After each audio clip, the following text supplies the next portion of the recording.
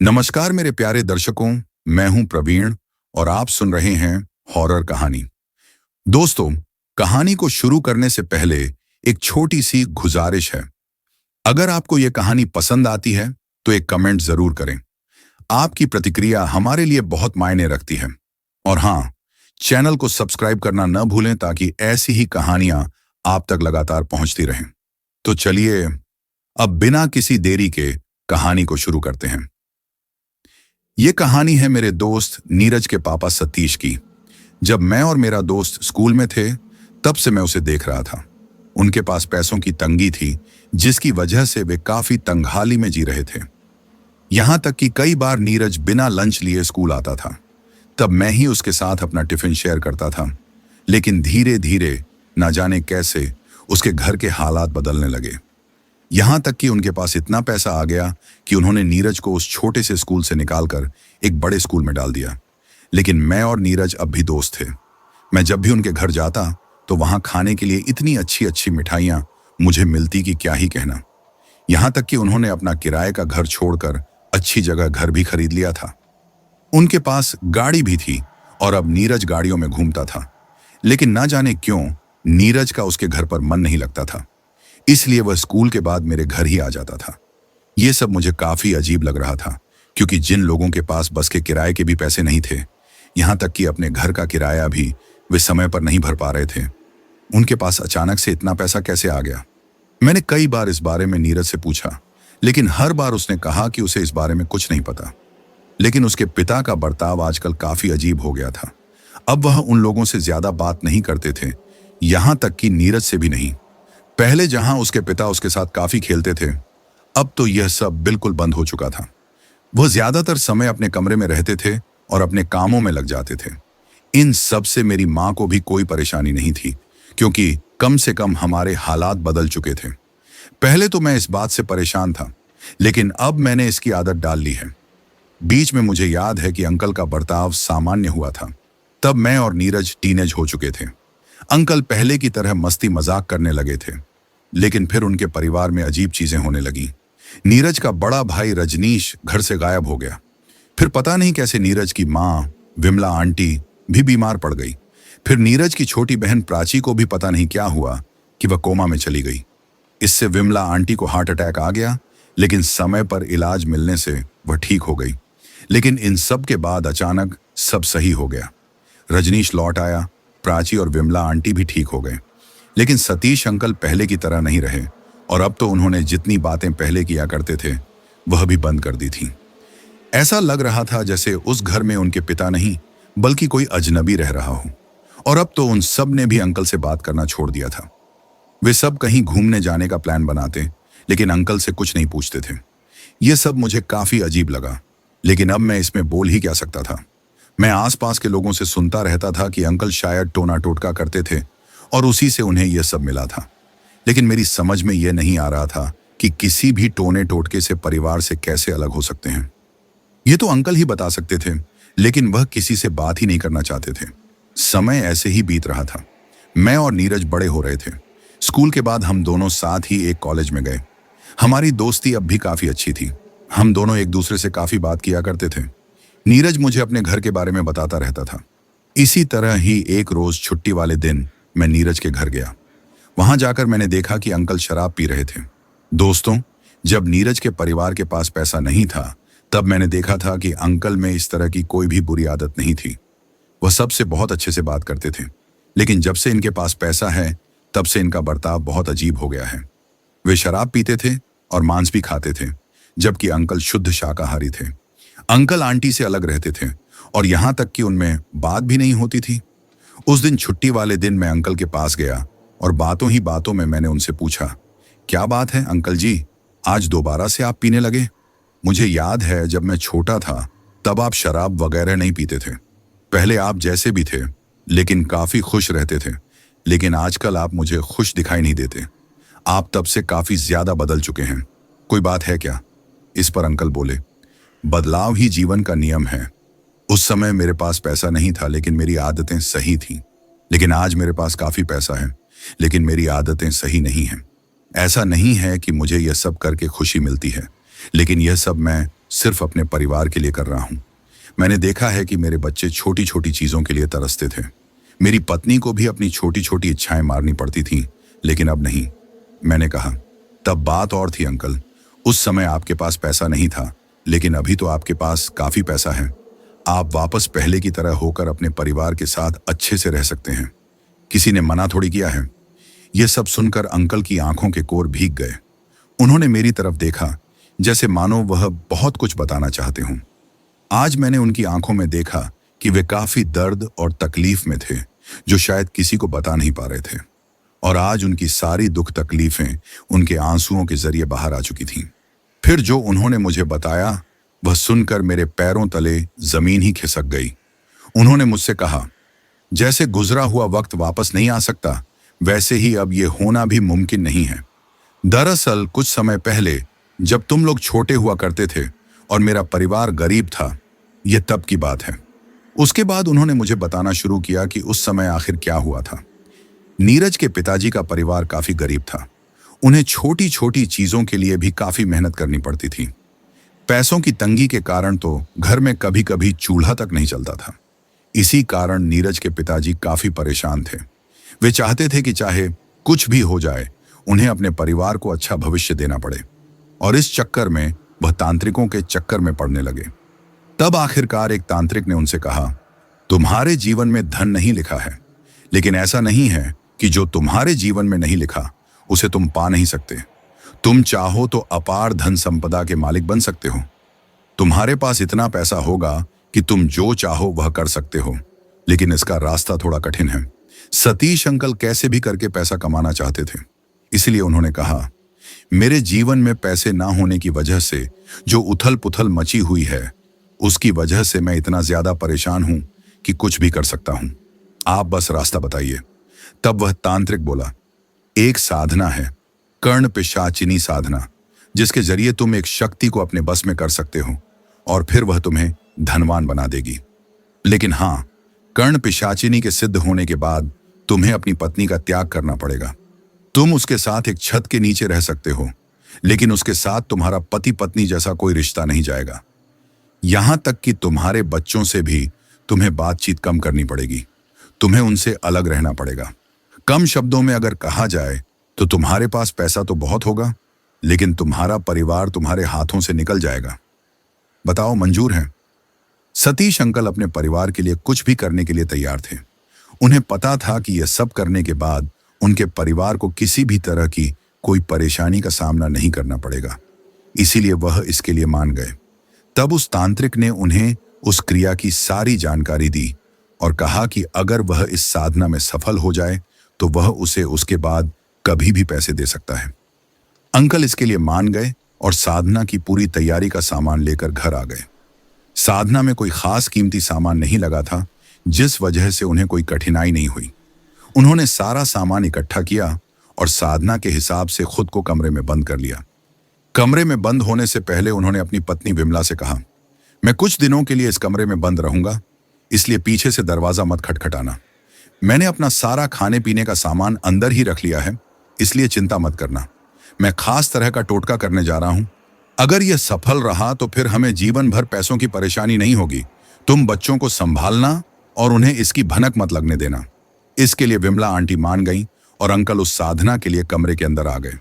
उस कमरे में सिर्फ एक ही दरवाजा था और रोशनी के लिए ऊपर की तरफ एक छोटी सी रोशनदान बनी हुई थी, जिसमें से बाहर से थोड़ी बहुत रोशनी अंदर आती थी। अंकल को कुछ दिन यहीं रहकर कर्ण पिशाचिनी की साधना करनी थी और यहां तक कि मलमूत्र भी यहीं करना था और खाना पीना भी यहीं था। ये सब सुनकर आप सभी लोगों को काफी घिन आ रही होगी, लेकिन अभी तो यह सिर्फ शुरुआत है। इसके आगे तो और भी बहुत कुछ होना था। शुरुआत में तो अंकल को यह सब बहुत मुश्किल लगा, क्योंकि उनके गले से खाना नीचे उतर ही नहीं रहा था। उस पूरे कमरे में मलमूत्र की बदबू भर चुकी थी, जिस वजह से उन्हें काफी घिन हो रही थी। इन सब के कारण अंकल पहले तो खाना नहीं खा पाए, लेकिन फिर जब भूख लगी तो खाना ही पड़ा। वहीं दूसरी तरफ जब अंकल को कमरे में बंद हुए एक दिन पूरा हो गया तो आंटी को काफी चिंता होने लगी। उन्होंने सोचा कि दरवाजा खटखटाकर अंकल से उनका हालचाल लिया जाए, लेकिन अंकल ने मना किया था। इस वजह से वह ऐसा कुछ नहीं कर पाई। जब एक दो दिन हो गए तब नीरज और उसके भाई बहनों ने अंकल के बारे में पूछा। तब विमला आंटी बोली, वह किसी काम से बाहर गए हैं, कुछ दिनों में वापस आ जाएंगे। इसके आगे कोई कुछ नहीं बोला। लेकिन कुछ ही दिनों में उस कमरे से थोड़ी सी बदबू बाहर आने लगी। जब नीरज ने वह दरवाजा खोलने की कोशिश की तो विमला जी ने उसे रोक दिया। यह सुनकर नीरज बोला, मम्मी, यह कमरा अंदर से बंद है और इसमें से बदबू आ रही है। आखिर इसमें क्या है? तब विमला आंटी बोली, उस कमरे में कोई पुराना सामान है, शायद इसी वजह से बदबू आ रही है। लेकिन चिंता मत करो, सब सही है। इसके बाद नीरज कुछ नहीं बोल सका, क्योंकि वह तो आखिर छोटा बच्चा ही था। वहीं दूसरी तरफ इस साधना के 7-8 दिन हो चुके थे और अब अंकल को एक मुश्किल काम करना था, और वह था अपना ही मल खाना। जी हाँ, अब अंकल को अपना ही मलमूत्र खाना पीना था। शुरुआत में तो अंकल का यह करने का मन नहीं माना, लेकिन बोलते हैं ना कि परिवार के लिए इंसान कुछ भी कर सकता है। वही अंकल ने भी किया। अंकल ने अपनी आंखें बंद की और वह मलमूत्र खाना शुरू किया। कर्ण पिशाचिनी की साधना करते हुए अंकल को अब वह मलमूत्र खाना और अपने शरीर पर लगाना था। अंकल ने झिझकते हुए ऐसा किया। शुरुआत में उन्हें कठिनाई हुई, लेकिन 1-8 दिनों में ही उन्होंने अपने मन को इतना मजबूत कर लिया कि अब वह इसे करने से पहले ज्यादा नहीं सोचते थे। और लगभग कुछ दिन बाद जब वह अपनी आंखें बंद करके साधना में लीन थे, तब उन्हें आभास हुआ कि कोई अपने कोमल हाथों से उन्हें छू रहा था। यह देखकर अंकल जी को काफी हैरानी हुई, लेकिन फिर अगले ही पल उन्हें एक लड़की की मधुर आवाज आई, तुम्हारी साधना पूरी हुई। मैं तुम्हारी साधना से खुश हूं और अब से आजीवन तुम्हारे साथ रहूंगी। बताओ, तुम्हें क्या चाहिए? इतने समय के बाद आखिरकार उनकी यह मनोकामना पूरी हुई, और इसीलिए उन्होंने सबसे पहले वही मांगा जिसकी उन्हें सबसे ज्यादा जरूरत थी, और वह था पैसा। उन्होंने उस कर्ण पिशाचिनी से कहा कि उन्हें 50 लाख रुपए चाहिए। यह सुनकर वह कर्ण पिशाचिनी बोली, तुमने भी वही मांगा जो लगभग सारे लोग मांगते हैं। ठीक है, मैं तुम्हारी मनोकामना पूरी करूंगी। कुछ ही दिनों में तुम्हें पैसा मिल जाएगा, लेकिन याद रखना, आज से तुम सदा सदा के लिए मेरे हो और मेरे ही रहोगे। तुम्हारी पत्नी और तुम्हारे बच्चों से तुम्हारा अब कोई रिश्ता नहीं है, इसीलिए उनसे दूर ही रहना। सतीश अंकल यह सब अपने परिवार के लिए ही कर रहे थे, इसलिए वह मान गए कि कम से कम उनके लोग अपनी इच्छाएं पूरी कर सकेंगे और वह अपने बच्चों को अच्छा भविष्य दे सकेंगे। इन सब के बाद अंकल अपने कमरे से बाहर निकले। आंटी घर के कामों में व्यस्त थीं। जैसे ही सतीश अंकल कमरे से बाहर आए, उस कमरे की मलमूत्र की बदबू हर जगह फैल गई, और यहां तक कि अंकल भी मलमूत्र में नहाए हुए थे। विमला आंटी ने उनसे काफी कुछ पूछा, लेकिन अंकल ने कुछ भी नहीं कहा। वह चुपचाप वहां से नहाने चले गए और वापस जाकर उन्होंने वह कमरा साफ किया। अब तक नीरज और उसके भाई बहन वापस घर आ चुके थे और अपने पिता को इतने दिनों बाद देखकर उन्होंने उनसे लिपट गए। लेकिन तभी कर्ण पिशाचिनी बोली, मैंने कहा था ना कि आज के बाद अपने बीबी और बच्चों से दूर रहना, लेकिन तुम नहीं माने। ये सब सुनकर सतीश जी घबरा गए और उन्होंने उन सबको अपने से दूर किया। सारे बच्चे यह सब देखकर हैरान रह गए थे, क्योंकि पहले उनके पिता उनसे इतने अच्छे से बात करते थे और आज उन्हें एकदम से अपने से दूर कर दिया। यह देखकर नीरज की बहन प्राची रोते हुए बोली, पापा, आप हमसे गुस्सा हैं क्या? क्योंकि हम आपसे डिमांड करते हैं। हम आज के बाद ऐसा कुछ नहीं करेंगे, लेकिन प्लीज आप हमसे नाराज मत हो। यह सब सुनकर सतीश जी का मन काफी दुखी हुआ। वह भी अपने बच्चों को गले लगाना चाहते थे, लेकिन उनकी भलाई के लिए नहीं लगा पा रहे थे। इसीलिए वह उस जगह से उठे और घर से बाहर आ गए।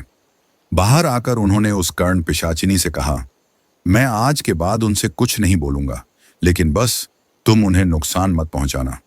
यह सुनकर वह बोली, ठीक है, लेकिन तुम उन सबको अच्छे से समझा दो कि तुम्हारे ज्यादा पास ना आए, वरना मैं अपने आप को नहीं रोक पाऊंगी। इसके लिए सतीश अंकल मान गए और घर आकर सबसे बोले, आज के बाद तुम लोगों में से कोई भी मेरे ज्यादा पास नहीं आएगा। तुम लोगों के सारे सुख सुविधाओं का ख्याल रखा जाएगा, लेकिन आज के बाद तुम सभी का और मेरा रिश्ता सिर्फ औपचारिक मात्र रह जाएगा। यह सब उनके लिए किसी झटके से कम नहीं था, लेकिन सतीश अंकल तो किसी की सुनने को तैयार ही नहीं थे। तीनों बच्चे रोते रहे, लेकिन सतीश अंकल उन्हें ऐसे ही रोता बिलखता छोड़कर अपने कमरे में चले गए। इन सब के अगले ही दिन खबर आई कि सतीश अंकल के गांव में जो जमीन थी, उसमें से सरकार हाईवे निकालने वाली है और उसके पूरे 50 लाख रुपए उन्हें मिलेंगे।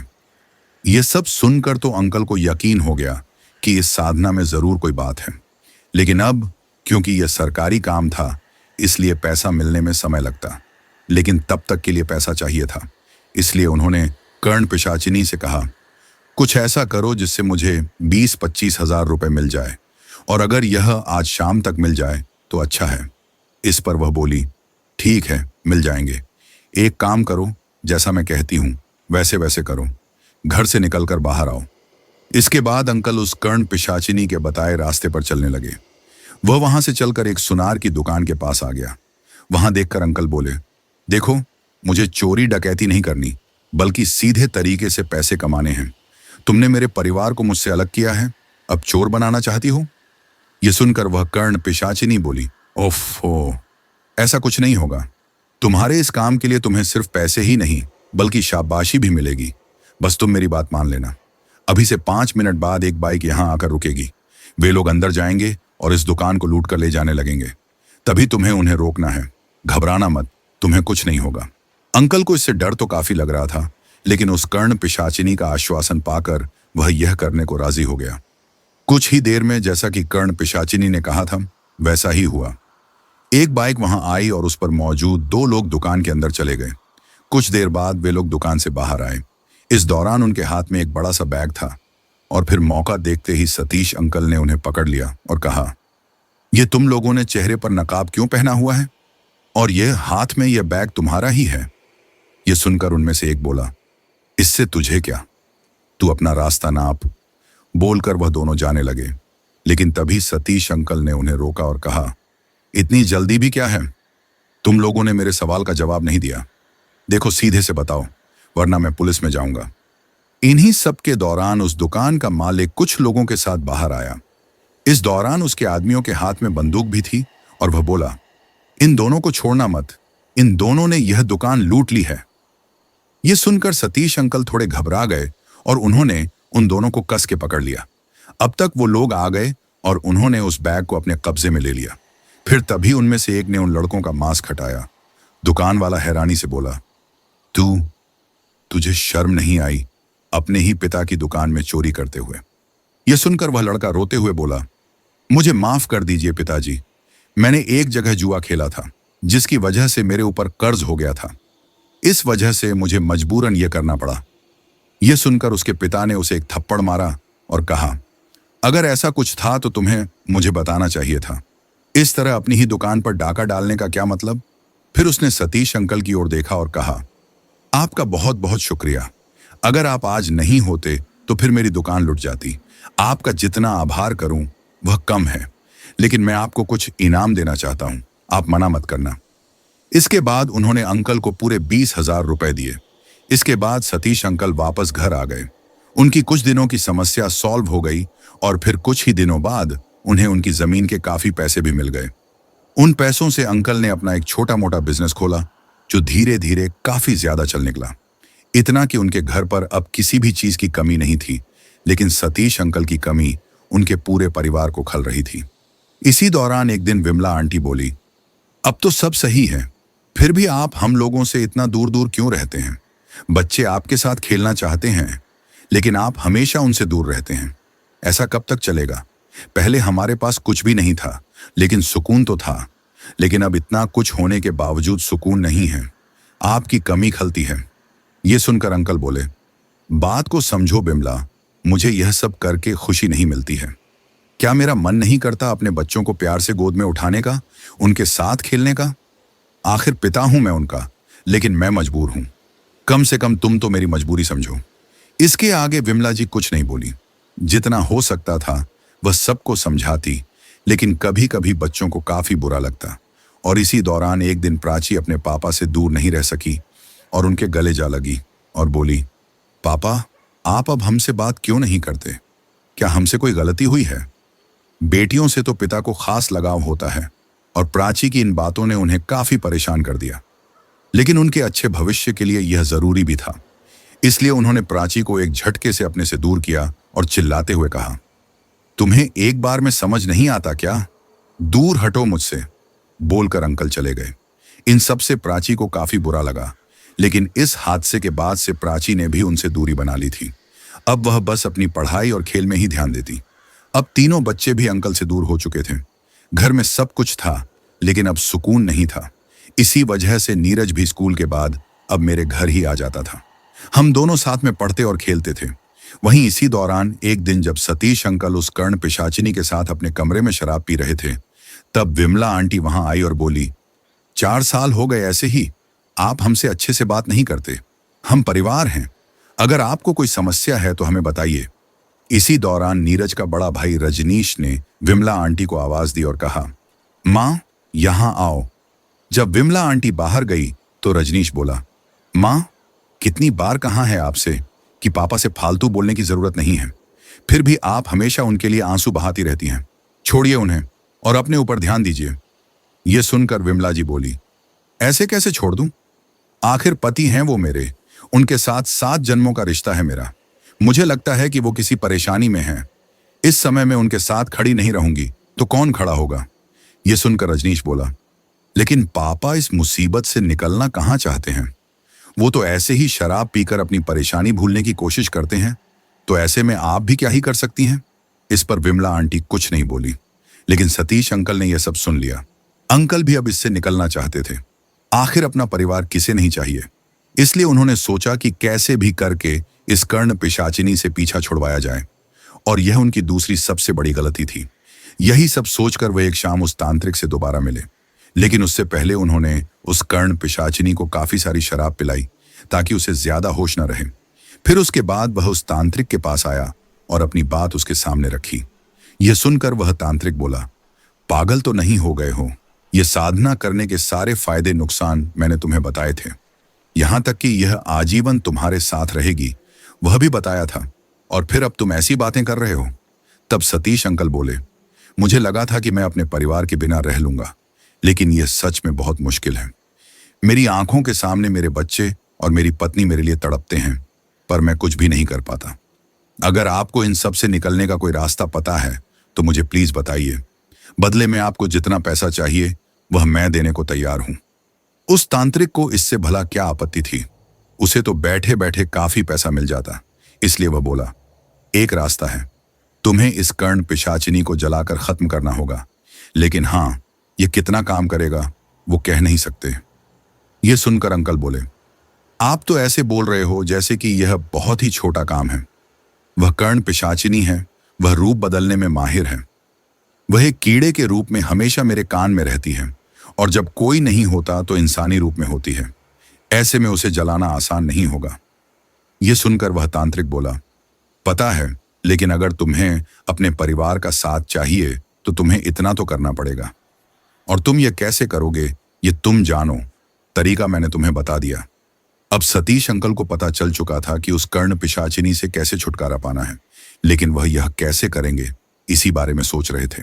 वह वापस घर आ गए और अब वह इस बारे में सोचने लगे। तब उन्हें एक आइडिया आया। अगले दिन उन्होंने दुकान से कुछ सामान खरीदा और घर आ गए। रात के समय वह कर्ण पिशाचिनी के साथ बैठकर चिकन और शराब खाने पीने लगे। इसके थोड़ी देर बाद वह कर्ण पिशाचिनी अपने कीड़े के रूप में आ गई, और इससे पहले कि वह सतीश अंकल के कान में जाती, सतीश अंकल ने जल्दी से उसके ऊपर काफी मजबूत गोंद डाल दिया। इन सब से वह कर्ण पिशाचिनी वहीं जमीन पर अपनी जगह से चिपक गई, और इससे पहले कि वह अपने इंसानी रूप में आती, अंकल ने उसके ऊपर पेट्रोल डालकर उसे आग के हवाले कर दिया। इस दौरान उस कर्ण पिशाचिनी की आवाज उन्हें आई, तूने मेरे साथ धोखा किया है और इसकी सजा मैं तुझे दूंगी। मैं तुझे और तेरे परिवार को बर्बाद करके रख दूंगी, और बाद में तू मेरे पास ही आएगा, रोते हुए, गिड़गिड़ाते हुए। इन सब के बाद वह आग में पूरी तरह से जल गई और वहां पर सिर्फ राख ही रह गई। अंकल को पता था कि उन्होंने अच्छा नहीं किया, लेकिन अपने परिवार का साथ पाने के लिए उन्होंने यह सब किया था, और अब वे काफी खुश थे। उसी दिन अंकल अपने परिवार के पास गए और उन्होंने अपने परिवार के साथ जश्न मनाया। वह सारे आज काफी ज्यादा खुश थे, क्योंकि सही मायने में वह आज अपना जीवन सही से जी रहे थे। अब तक उनके पास पैसा तो काफी आ गया था, लेकिन पैसा इंसान कमाता ही इसलिए है कि वह अपने परिवार के साथ उस पैसे से अच्छे से जी पाए। वे लोग कई दिनों तक ऐसे ही साथ में घूमते रहे। वे लोग कश्मीर, शिमला और भी ना जाने कहां कहां गए। अब सतीश अंकल ज्यादा से ज्यादा समय अपने परिवार के साथ बिता रहे थे। वे लोग हफ्ते में एक बार बाहर जरूर जाते थे। नीरज ने जब यह बात मुझे बताई तो मुझे काफी ज्यादा हैरानी हुई, क्योंकि अंकल ने बहुत लंबे समय तक अपने परिवार से ढंग से बात तक नहीं की थी। लेकिन फिर मुझे लगा कि चलो अच्छा है। इसी तरह से लगभग 1 महीना बीत गया और 1 महीने बाद देर रात प्राची के कमरे से उसके चीखने की आवाज आई। वह आवाज सुनकर सारा परिवार उसके कमरे की ओर गया तो सबने देखा कि प्राची बिस्तर पर अपने कान बंद करके बैठी हुई थी। उसे ऐसे देखकर सब लोगों ने उसे संभाला और पूछा कि आखिर क्या हुआ। तब वह बोली, मुझे बहुत डरावना सपना आया था। उसे देखकर मैं काफी ज्यादा घबरा गई और उस सपने में एक चुड़ैल मेरे कानों में कुछ बोल रही थी। वह सारी आवाजें मुझे अभी भी सुनाई दे रही हैं। यह सब सुनकर सब लोगों ने उसे संभाला और कहा कि यह सब सिर्फ उसके मन का वहम है, इसलिए परेशान मत हो। लेकिन प्राची यहां इतनी ज्यादा डर चुकी थी कि अकेले सोना ही नहीं चाहती थी। इसीलिए उस रात विमला जी को उसके पास होना पड़ा। सुबह होते होते प्राची बिल्कुल सामान्य हो गई और हमेशा की तरह वापस आकर पढ़ाई करने लगी। और रात में जब सोने का समय आया तो उसे पिछली रात का वह सपना याद आया, जिसकी वजह से वह अकेले नहीं सोना चाहती थी और मजबूरन विमला जी को दोबारा से उसके पास सोना पड़ा। देर रात विमला जी की कुछ अजीब सी आवाजों से नींद खुली। उन्होंने लाइट जलाकर जब आसपास देखा तो पाया कि वहां कुछ भी नहीं था। लेकिन इसी दौरान उनकी नजर बिस्तर पर पड़ी तो उन्होंने देखा कि प्राची वहां नहीं थी। यह सब देखकर विमला जी काफी ज्यादा घबरा गई। उन्हें समझ नहीं आ रहा था कि आखिर प्राची कहां चली गई। लेकिन फिर अगले ही पल उन्हें दोबारा से वह बड़बड़ाने की आवाज आई। उन्होंने ध्यान दिया कि वह आवाज उस कमरे से सटे बाथरूम से आ रही थी। जब वह बाथरूम में गई तो उन्होंने देखा कि प्राची हाथ में चाकू लिए घबराई हुई बैठी थी। उसे ऐसे देखकर विमला जी काफी ज्यादा घबरा गई और फौरन दौड़कर प्राची को संभाला। लेकिन प्राची काफी ज्यादा घबराई हुई थी। समझ नहीं आ रहा था कि आखिर उसके साथ क्या हो रहा था। विमला जी ने सभी लोगों को बुलाया। जब सतीश जी वहां आए तो उन्हें प्राची को इस तरह से देखकर काफी ज्यादा हैरानी हुई। उन सब ने प्राची से बात करने की काफी कोशिश की, लेकिन प्राची तो कुछ बोल ही नहीं रही थी। वह बस घबराई हुई सी एक ही बात कह रही थी, मैंने तुम्हारा क्या बिगाड़ा है, मैंने तुम्हारा क्या बिगाड़ा है। उन सब ने प्राची को शांत करवाने की काफी कोशिश की, लेकिन प्राची पर इसका कोई असर नहीं हो रहा था। यह सब देखकर सतीश जी ने गाड़ी निकलवाई और कहा कि अभी के अभी प्राची को लेकर डॉक्टर के पास चलो। सब लोग प्राची को लेकर डॉक्टर के पास आ गए। डॉक्टर ने भी प्राची से बात करने की काफी कोशिश की, लेकिन प्राची किसी की कुछ सुन ही नहीं रही थी। यह सब देखकर डॉक्टर ने कहा, शायद इनके ऊपर पढ़ाई का बोझ है, इसी वजह से इनकी मानसिक हालत ऐसी है। मैं इन्हें एक इंजेक्शन दे देता हूं, जिसकी वजह से यह थोड़ी देर आराम करेंगी तो ठीक हो जाएंगी। लेकिन अब से इनके ऊपर पढ़ाई के लिए ज्यादा जोर मत डालिएगा। यहां मैं आपको एक बात बता दूं कि प्राची काफी ज्यादा पढ़ाकू लड़की थी। उसे पढ़ना और टॉप करना पसंद था। तो इसी वजह से सतीश अंकल को लगा कि शायद प्राची पढ़ाई के ही प्रेशर में थी और इसी वजह से ऐसा हो रहा है। उस डॉक्टर ने प्राची को एक नींद का इंजेक्शन दे दिया, जिससे प्राची कुछ ही देर में सो गई और जब वह अगले दिन उठी तो बिल्कुल सामान्य थी। सब लोगों को यही लगा कि शायद ज्यादा टेंशन लेने की वजह से ही यह सब हो रहा है, इसलिए उन्होंने प्राची से कहा कि वह ज्यादा ना पढ़े। लेकिन प्राची को पढ़ना पसंद था, इस वजह से उसने ज्यादा किसी की नहीं सुनी। उसका पूरा दिन बिल्कुल सामान्य बीता, लेकिन देर रात उसके साथ दोबारा से यही हुआ और सभी उसे लेकर दोबारा से अस्पताल गए। अब हाल यह हो चुका था कि प्राची हर रोज ही नींद के इंजेक्शन लेकर सोती थी। शुरुआत में तो सब लोगों को यह थोड़ा अजीब लगा, लेकिन बाद में सबको आदत पड़ गई। इन सब के कुछ दिन बाद रजनीश एक लड़की से मिला और उसकी उससे दोस्ती हो गई। रजनीश अब उस लड़की के साथ ज्यादा रहने लगा था और इसी दौरान एक दिन रजनीश बोला, मेरे पापा मेरी छोटी बहन प्राची को बहुत मानते हैं, यहां तक कि वह मेरे छोटे भाई नीरज को भी काफी मानते हैं, लेकिन मुझे इतना नहीं मानते। वह दोनों पढ़ाई में काफी अच्छे हैं, शायद इसलिए ही। यह सुनकर वह लड़की बोली, वह तो तुम भी कर सकते हो। यह सुनकर रजनीश हैरानी से बोला, लेकिन वो कैसे? रजनीश का पढ़ाई लिखाई में बिल्कुल मन नहीं लगता था, लेकिन वह कैसे भी करके एग्जाम में टॉप करना चाहता था। यह बात उसके चेहरे के साथ झलक रही थी, जिसका फायदा इस लड़की ने उठाया और इसलिए वह बोली, मेरे पास एक मंत्र है, अगर वह मंत्र तुम बोलोगे तो फिर तुम एग्जाम में किसी भी प्रश्न का सही उत्तर पा सकते हो। इतना ही नहीं, यह मंत्र तुम्हें जीवन में हमेशा सही सलाह भी देगा। पहले तो रजनीश को यह बात मजाक लगी, लेकिन यह करने से उसका ही फायदा था, इसलिए उसने इसे करने का सोचा। जब कुछ दिनों में उसका एग्जाम था, तब उसने मन ही मन वही मंत्र बोला। ऐसा होते ही एक लड़की की आवाज उसके कानों में गूंजी, बताओ, तुम क्या चाहते हो? यह सब सुनकर रजनीश को काफी ज्यादा हैरानी हुई। उसे यकीन नहीं हो रहा था कि यह सब सच में हो रहा है। लेकिन फिर उसने अपने आप को काबू में रखा और बिल्कुल धीमे धीमे कहा, आप प्लीज मुझे यह पूरा पेपर करवा दो। इन सब के बाद उस पेपर में जो कुछ भी था, उसके जवाब उसे सुनाई देने लगे। रजनीश ने वह पूरा पेपर बड़े आराम से पूरा किया और फिर खुशी खुशी घर आ गया। इसी तरह से उसने बाकी के पेपर भी दिए और जब रिजल्ट आया तो पता चला कि रजनीश ने अपनी पूरी क्लास में टॉप किया है। ये सब देखकर रजनीश को काफी ज्यादा खुशी हुई। वहीं उसके माता पिता भी काफी खुश थे कि उनके तीनों बच्चे पढ़ाई में बहुत अच्छे हैं। इन सब के बाद रजनीश को बहुत ही अच्छे कॉलेज में एडमिशन मिल गया। अब रजनीश हमेशा उस आवाज की सुनता और जैसे वह कहती, रजनीश वैसा ही करता जिससे वह हर टेस्ट में अच्छा करता। यहां तक कि क्या कपड़े उसे पहनने चाहिए, किससे बात करनी चाहिए, किससे नहीं, सब उसी से पूछने लगा था।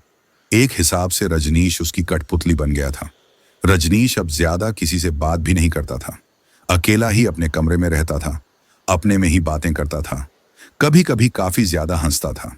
ये सब देखकर विमला आंटी को उसकी काफी ज्यादा चिंता हुई और उन्होंने सतीश जी से इस बारे में बात की और कहा, यह लड़का आजकल काफी ज्यादा अजीब हरकतें करने लगा है, इसका कुछ करना पड़ेगा। पता नहीं हमारे दोनों बच्चों को क्या हो गया है। सतीश जी ने पास्ट में जो गलती की थी वह लगभग भूल चुके थे, इसलिए अब उन्हें यह लग रहा था कि हो ना हो रजनीश को भी किसी तरह की कोई मानसिक बीमारी है। इसलिए वह उसे लेकर डॉक्टर के पास गए। जब रजनीश डॉक्टर के पास से वापस आया तब वह गुस्से में सतीश जी से बोला, आप मुझे उस डॉक्टर के पास आखिर क्यों लेकर गए थे? आप मुझे पागल समझते हैं क्या? मैं बिल्कुल ठीक हूं, समझे आप? रजनीश कभी भी सतीश जी से गुस्सा भी हो जाता था तो उनके मुंह पर ऐसा कभी नहीं बोलता था, लेकिन आज वह गुस्से में इतना कुछ बोल गया था। सतीश जी का मन तो किया कि वह उसे एक थप्पड़ लगा दें, लेकिन फिर उन्हें उस डॉक्टर की बात याद आई और उस डॉक्टर ने कहा था कि मानसिक रोगियों का इलाज प्यार से करना चाहिए। उनके ऊपर हाथ उठाने से वे और ज्यादा बिगड़ सकते हैं। इसलिए वह प्यार से बोले, बेटा, तुम मुझे गलत समझ रहे हो। आजकल तुम बहुत ही ज्यादा पढ़ने लिखने लगे हो, इस वजह से मुझे तुम्हारी फिक्र होने लगी थी। मुझे लगने लगा था कि कहीं तुम भी प्राची की तरह हरकतें ना करो। बस वही दिखाने के लिए तुम्हें डॉक्टर के पास लेकर गया था। आज के बाद नहीं ले जाऊंगा। इन सब के बाद सतीश जी अपने काम पर चले गए। वह वहां पर बैठकर इस बारे में सोच रहे थे कि आखिर उनके दोनों बच्चों को किसकी नजर लग गई है। लेकिन ठीक इसी दौरान उन्हें एक जानी पहचानी आवाज सुनाई दी, तुम्हें क्या लगा था कि मैं तुम्हें इतनी आसानी से छोड़ दूंगी? तुम मेरे साधक हो, तुमने इतनी तपस्या करके मुझे सिद्ध किया है, तो ऐसे तुम्हें कैसे छोड़ दूंगी? ये सब सुनकर सतीश अंकल हैरान रह गए थे, क्योंकि यह आवाज और किसी की नहीं बल्कि उसी कर्ण पिशाचिनी की थी। अंकल हैरानी से इधर उधर देखने लगे, लेकिन तभी वह आवाज उन्हें दोबारा आई, पिछली बार तुमने मुझे छल से खत्म करने की कोशिश की, लेकिन याद रखो कि मैं कोई आम इंसान नहीं बल्कि कर्ण पिशाचिनी हूं। मैंने उस दिन तुम्हें सबक सिखाने के लिए ऐसे ही जाने दिया था, और अब तुम देखोगे कि यह सब करने का क्या अंजाम होता है। तुमने अपने परिवार के लिए मेरे साथ छल किया था ना? अब मैं एक करके तुम्हारे पूरे परिवार को तबाह कर दूंगी, और इसकी शुरुआत मैंने कर दी है। तुम्हारी बेटी और बेटे के जीवन में आकर तुम्हारी बेटी अब उन दवाइयों की आदी हो चुकी है और अब उसे बिना इसके नींद भी नहीं आएगी। तुम्हारा बेटा पूरी तरह से मेरे वश में है। मैं जो भी कहूंगी वह करेगा। अब बारी है तुम्हारी पत्नी और एक बेटे की। इसके बाद तुम्हें वह सजा मिलेगी जो तुम सोच भी नहीं सकते। मेरी साधना से तुम्हें जो भी पैसा मिला था वह तुम्हारे कभी भी काम नहीं आने वाला। यह सुनकर अंकल काफी ज्यादा घबरा गए। उन्होंने अपने की माफी मांगी, लेकिन अब शायद इसके लिए काफी देर हो चुकी थी। वहीं दूसरी तरफ इन्हीं सब के दौरान वह कर्ण पिशाचिनी रजनीश के कान में बोली, तुम्हारे पिताजी को लगता है कि तुम पागल हो गए हो, और इतना ही नहीं, तुम्हारे पूरे परिवार को लगता है कि तुम पागल हो गए हो, और इसलिए वह अब तुम्हें पागल खाने भेजने की योजना बना रहे हैं। मैं वहां पर भी तुम्हारे साथ रहूंगी, लेकिन तुम पूरी तरह से ठीक हो तो तुम्हें पागल खाने जाना नहीं चाहिए। यह सुनकर रजनीश काफी ज्यादा घबरा गया। उसने अपनी मां से इस बारे में बात की और कहा कि वह पागल नहीं है। तब विमला जी ने कहा, मुझे पता है बेटा, और तू चिंता मत कर, तुझे कुछ भी नहीं होगा, मैं हूं तेरे साथ। यह सब सुनकर रजनीश को थोड़ी शांति तो मिली थी, लेकिन उस कर्ण पिशाचिनी ने दोबारा से उससे कहा, तुम्हारी मां सिर्फ तुम्हारे पिता के हाथों की कठपुतली है। मैं सभी सवालों के जवाब जानती हूं और मुझे यह अच्छे से पता है कि तुम्हारे पिता तुम्हें पागल खाने भेज कर ही रहेंगे। अगर तुम इन सब से बचना चाहते हो तो मैं तुम्हारी मदद कर सकती हूं। बताओ। रजनीश पागल खाने नहीं जाना चाहता था, इसलिए इसके लिए मान गया। और तब वह कर्ण पिशाचिनी बोली, अभी के अभी अपना सामान और कुछ पैसे बांधो और यहां से निकल चलो, मैं बताती हूं कहां पर। रजनीश इसके लिए मान गया और फिर उसने अपना सामान बांधा और चोरी छुपे अपने घर से निकल गया। शाम को जब सतीश अंकल घर आए तो उन्होंने देखा कि रजनीश घर पर नहीं था। उन्होंने उसके नंबर पर फोन किया, लेकिन उसका फोन बंद आ रहा था। उन्होंने उसे काफी ढूंढा, पर वह उन्हें नहीं मिला। इन सब से विमला जी काफी दुखी थी। वह रजनीश की तस्वीर के आगे काफी रोती। उनको इस तरह रोता देखकर सतीश अंकल को काफी बुरा लगता।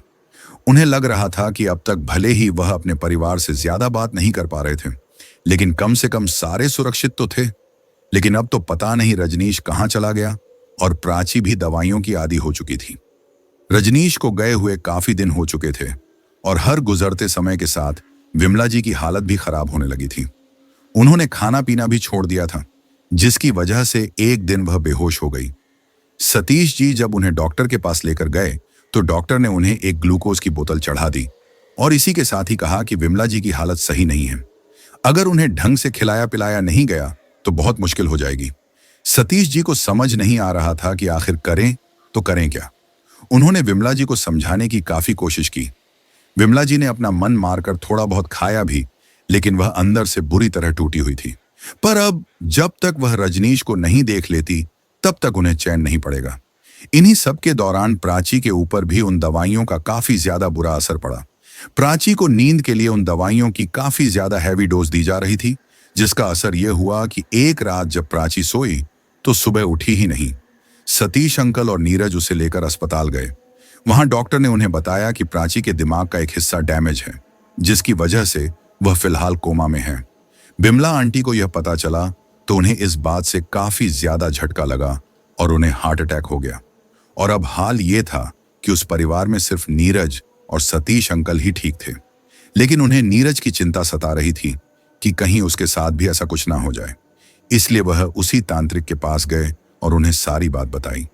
यह सुनकर वह तांत्रिक बोला, मैंने तुम्हें पहले ही कहा था कि यह तरीका काम करेगा भी या नहीं, इसकी कोई गारंटी नहीं है, लेकिन तुमने मेरी बात नहीं मानी और आज नतीजा तुम्हारे सामने है। यह सब सुनकर सतीश जी रोते हुए बोले, मुझे पता है कि मुझसे बहुत बड़ी गलती हो गई, लेकिन अब मैं अपनी गलती सुधारना चाहता हूं। मैं पूरी जिंदगी अपने परिवार से बात तक नहीं करूंगा, लेकिन प्लीज आप सब कुछ ठीक करने में मेरी मदद कीजिए। यह सुनकर वह तांत्रिक बोला, तुमने उस कर्ण पिशाचिनी को काफी ज्यादा गुस्सा दिला दिया है, जिसकी वजह से यह सब हो रहा है। और अब सब सही करने के लिए तुम्हें पहले से बड़ी साधना करनी पड़ेगी। वह साधना कैसे करनी है वह मैं तुम्हें बता देता हूं। उसके बाद अगर तुम कर पाओ तो वह साधना कर सकते हो। इन सब के बाद उस तांत्रिक ने अंकल को जो साधना बताई, उसे सुनकर अंकल को वह करना गंवारा नहीं हुआ, लेकिन फिर उन्हें अपने परिवार की हालत याद आई। उनके लिए उन्होंने सोच लिया कि वह यह साधना करेंगे। उन्होंने उस साधना का सारा जरूरी सामान इकट्ठा किया और जुट गए। यह साधना उस साधना से काफी कठिन होने वाली थी, क्योंकि वह साधना तो फिर भी 11 दिनों तक चली थी, लेकिन यह साधना पूरे 21 दिन चलनी थी और इसके और भी काले राज थे। 21 दिनों तक चलने वाली इस कठोर साधना की शुरुआत ही अंकल को मलमूत्र खाने से करनी थी। इसी के साथ ही साधना शुरू करने से पहले अंकल एक रात पहले शमशान में जाकर कब्र खोदकर कुछ हड्डियां ले आए थे और उन हड्डियों से उन्होंने 2 मालाएं बना ली। एक माला वहीं रखकर दूसरी माला खुद पहन ली। उनके पूरे शरीर में मल मूत्र लगा हुआ था।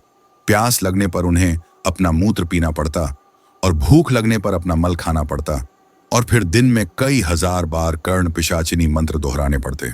कुछ दिन बाद जब कर्ण पिशाचिनी आई और मंत्रोच्चारण के दौरान अंकल का मजाक उड़ाने लगी कि कैसे अंकल ने उसके साथ छल किया था और अब देखो कैसे दोबारा से उनकी साधना कर रहे हैं। सही मायने में ये उस कर्ण पिशाचिनी की जीत थी और अंकल की हार। दोस्तों, परिवार के आगे इंसान हार मान ही लेता है और यही अंकल के साथ हो रहा था। अपने परिवार को बेहतर भविष्य देने के लिए अंकल ने जो गलती की थी उसकी सजा उन्हें भयानक ढंग से मिली थी। 21 दिनों तक ये साधना चलती रही और फिर आखिरकार उस कर्ण पिशाचिनी ने अंकल के गले से वह हड्डियों की माला निकालकर खुद पहन ली और दूसरी माला उन्हें पहना दी और बोली, मैं तुम्हारी साधना से खुश हुई इसलिए तुम्हें जाने दे रही हूं, लेकिन दोबारा से ऐसा किया तो तुम्हारे पूरे परिवार को मार डालूंगी। इन सब के बाद सब कुछ ठीक हो गया, लेकिन अब अंकल सबसे दूर ही रहते थे और इसी के साथ ही उन्होंने बोलना बंद कर दिया। यह सब सुनकर मुझे यकीन नहीं हो रहा था कि अंकल ने यह सब जो कहा वह सच था या कोई कहानी। मेरे हाव भाव देखकर अंकल को पता चल चुका था कि मुझे उनकी बात पर यकीन नहीं हो रहा था। यह देखकर अंकल बोले, मुझे पता है कि मेरी बात पर भरोसा करना मुश्किल है, लेकिन जो मैंने कहा वह बिल्कुल सच है। और जानते हो, इस साधना को करने से पहले मुझे कुछ सावधानियां बरतने के लिए कहा गया था और उनमें से एक थी कि मैं ये बात किसी को ना बताऊं। यह सुनकर अब मुझे थोड़ा डर लगने लगा था। मैं भले ही अपने मन को दिलासा दे दूं कि यह सब सिर्फ कहानी है, लेकिन बीच में सच में इनके परिवार के साथ ये सब हुआ था और अब ये राज मैं जानता था तो कहीं वह कर्ण पिशाचिनी अब मुझे भी ऐसे ही परेशान न करे। यही सोचकर मैंने पूछा, अंकल, जैसा कि आपने बताया कि वह कर्ण पिशाचिनी काफी ज्यादा खतरनाक है, तो अब मैं सब जानता हूं, तो वह मुझे कोई नुकसान नहीं पहुंचाएगी ना? ये सुनकर अंकल मुस्कुराए और बोले, चिंता मत करो, वह कर्ण पिशाचिनी तुम्हें कोई नुकसान नहीं पहुंचाएगी, लेकिन मुझे जरूर पहुंचाएगी। इस राज को अगर किसी को बताया जाए तो वह कर्ण पिशाचिनी साधक को जान से मार देगी। ये सुनकर मैंने हैरानी से कहा, तो इसका मतलब वह कर्ण पिशाचिनी अब आपको मार डालेंगी? तब तो आपको मुझे ये बताना ही नहीं चाहिए था। अंकल बोले, मुझे मौत का अब कोई डर नहीं है। मैं अपने परिवार से दूर हो गया। मैंने शाकाहारी होते हुए मांस खाया, पैसों के लिए इतने घिनौने काम किए जिसके बारे में सोचकर आज भी मुझे घिन आती है। इन सब के बाद मुझे खुद से घिन आने लगी है। मैंने अपने परिवार के लिए इतना तो कर ही दिया है कि मेरे जाने के बाद मेरा परिवार अच्छे से रह पाए, और आज तुम्हें ये सब बताकर मेरे मन का बोझ भी कम हो चुका है। अब मैं आराम से जा पाऊंगा। ये सब सुनकर मुझे काफी अजीब लगा और अब तक नीरज भी वहां आ चुका था। फिर हम दोनों साथ में ब्रेकफास्ट करने लगे, लेकिन रह रहकर मेरे मन में यही सब चल रहा था। मैंने अपने दिल को दिलासा दिया कि ये सब सिर्फ अंकल की कोई कहानी है, उससे ज्यादा और कुछ नहीं। लेकिन अंकल की आंखों में जो सच्चाई थी उसे मैं नकार भी नहीं सकता था। इन सब के कुछ दिन बाद जब नीरज कॉलेज नहीं आया तो मैंने उसके घर पर फोन किया। तब नीरज के किसी नौकर ने फोन उठाया और जो बताया उसे सुनकर मेरे पैरों तले जमीन ही खिसक गई थी। उसने मुझे बताया कि अंकल कुछ दिनों से पागलों की तरह बर्ताव कर रहे थे और कल रात हार्ट अटैक से उनकी मौत हो गई। मुझे नहीं पता कि अंकल ने जो मुझसे कहा था वह सच था या नहीं, लेकिन अगर यह सच था तो उन्होंने अपने परिवार के लिए जो त्याग किया था उसे भुलाया नहीं जा सकता। तो दोस्तों, ये थी आज की कहानी। क्या वाकई अंकल की बातें सच थीं या फिर ये सिर्फ उनकी कल्पना थी, ये तो कोई नहीं जानता। लेकिन इतना जरूर है कि उन्होंने अपने परिवार के लिए जो त्याग किया वो भुलाया नहीं जा सकता। आपको ये कहानी कैसी लगी, हमें कमेंट करके जरूर बताइए। अगर आपको ऐसी ही रहस्यमयी और डरावनी कहानियां सुनना पसंद है तो चैनल को सब्सक्राइब करना न भूलें, ताकि अगली कहानी सबसे पहले आप तक पहुंचे।